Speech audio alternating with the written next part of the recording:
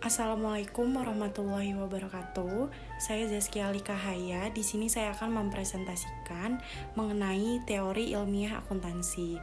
Di sini saya tidak hanya sendirian, saya juga ditemani oleh dengan teman saya, yaitu Melisa Suhardiningrum.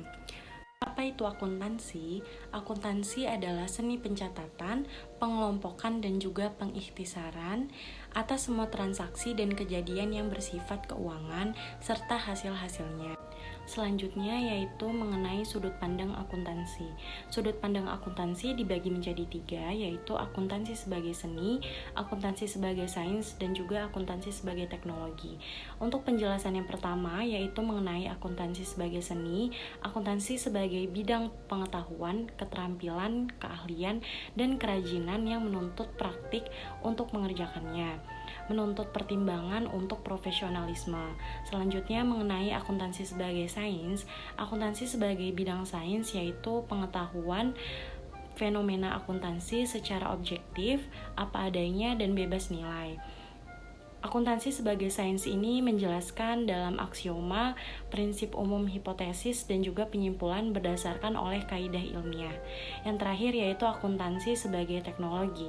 Akuntansi sebagai teknologi penggunaan pengetahuan ilmiah untuk menyediakan informasi keuangan dalam rangka mencapai tujuan suatu ekonomik, perekayasaan pelaporan keuangan di suatu negara dalam rangka mencapai tujuan negara tersebut.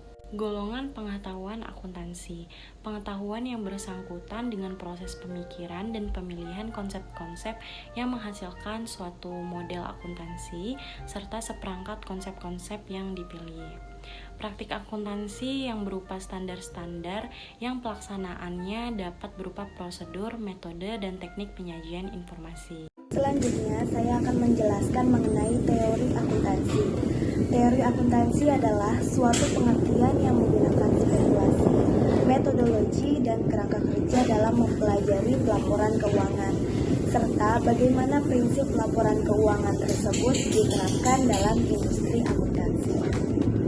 Dalam akuntansi dan teori akuntansi terdapat 2 taksonomi, yaitu sains dan teknologi. Namun apa sih perbedaannya? Dalam segi pengertian akuntansi, sains merupakan ilmu sosial, yang dimana mempelajari gejala sosial atau mempelajari gejala manusia. Selanjutnya, teknologi dalam pengertian akuntansi merupakan rekayasaan suatu sistem pelaporan. Sedangkan dalam pengertian teori akuntansi, sains merupakan penjelasan ilmiah dengan metode ilmiah induktif atau metode ilmiah empiris. Dan teknologi menurut pengertian teori akuntansi yaitu penalaran logis dengan pertimbangan nilai atau pertimbangan lingkungan.